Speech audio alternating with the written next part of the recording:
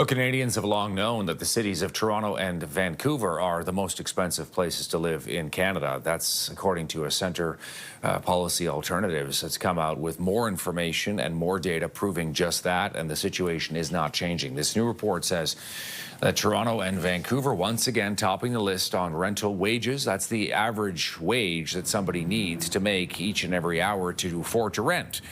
And also about the percentage of income that's spent on housing. The report says a renter in Vancouver, for example, needs to make about $38 an hour to be able to afford the average rent for a one-bedroom unit in the city.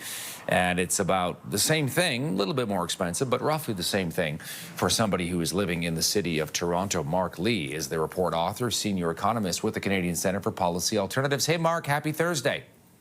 Hi, good morning. All right, so let me ask you about this. I mean, we cover this a lot in the news about how expensive it is if you're trying to buy a home, if you're trying to rent a property in Toronto or Vancouver.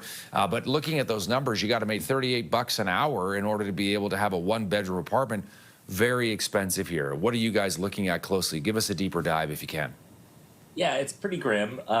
We use what's a common affordability benchmark that's been used in Canada for a couple generations, which is that you shouldn't be spending more than 30% of your income on housing. So in this case, rent. And then this report is looking specifically at rental housing. So 1/3 of households in Canada, more in bigger cities like Toronto and Vancouver, are renters. So we're not looking at the ownership market, which is often the focus of the media, but a lot of low and moderate income households and increasingly higher income households are dependent on a healthy rental market. So yes, probably not a surprise to anyone watching that Vancouver and Toronto atop the list. About $38 per hour that you would need in order to afford a one-bedroom. That goes up even more if you look at sort of asking rents for vacated apartments. So, the $38 per hour is based on a lot of the average across all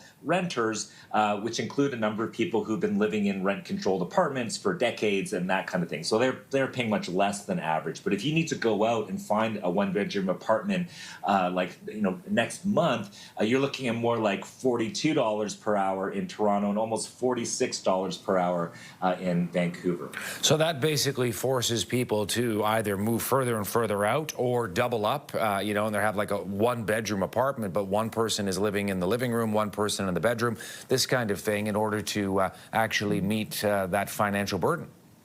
Yeah, so there's a moving penalty associated with renting new apartments. It means kids are going to stay in the family nest longer. It means people are less likely to move for a new work opportunity because of the massively increased costs of rent that they could be facing.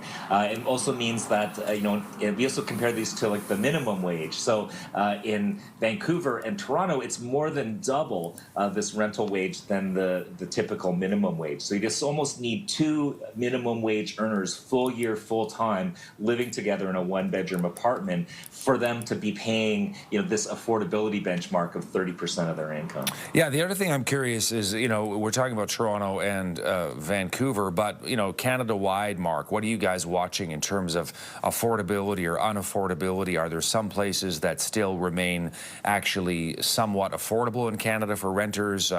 If so, where?